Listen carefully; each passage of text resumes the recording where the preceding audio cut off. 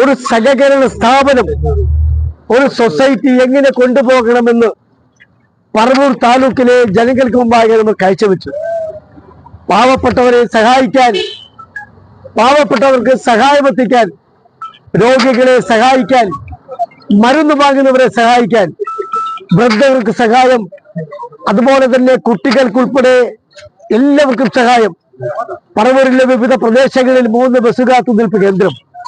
അങ്ങനെ പാവപ്പെട്ടവർക്ക് തണലായി, അതിനേക്കാൾ ഉപരിയായി കഴിഞ്ഞ 25 വർഷക്കാലം ഈ ബാങ്ക് ലാഭത്തിൽ പോകുന്നു. വെറും 80 കോടി രൂപ മാത്രം ഡെപ്പോസിറ്റുള്ള ബാങ്ക് 1,55,00,000 രൂപയുടെ മുകളിലേക്ക് ലാഭത്തിലേക്ക് പോയി.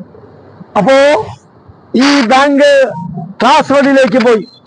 ഇവിടെ ഈ ബാങ്കിനെ കുറിച്ച് ഇടതുപക്ഷ ജനാധിപത്യ മുന്നണിയുടെ പ്രവർത്തകർ ഞങ്ങളെ ആക്ഷേപിച്ചത് ഇതൊരു ചന്ത ബാങ്ക് എന്നാണ്.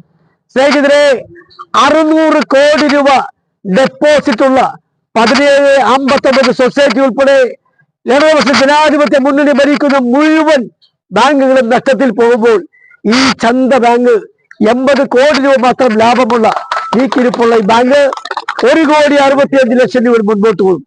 25 വർഷക്കാലം ലാഭത്തിൽ പ്രവർത്തിക്കുന്നു. ജനങ്ങൾ നൽകുന്ന ലാഭം അത് ജനങ്ങൾക്ക് തന്നെ തിരിച്ചു നൽകുകയാണ്. ഞാൻ ഒരു കാര്യം അടിവരയിട്ട് പറയുന്നു.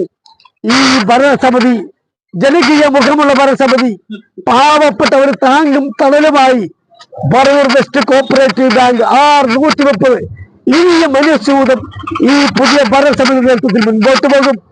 അതിന് പറവൂരിലെ ഇന്ത്യൻ നാഷണൽ കോൺഗ്രസിന്റെ മുഴുവൻ പിന്തുണയുണ്ടാകും. പഴയ പ്രശ്നങ്ങളൊക്കെ എന്റെ പിന്തുണ ഉണ്ടാവും, പഴയ ബോർഡ് മെമ്പർമാരുടെ പിന്തുണ ഉണ്ടാവും. നിങ്ങൾക്ക് എല്ലാവർക്കും മുഴുവൻ അഭിവാദ്യങ്ങളും നന്മകളും 1000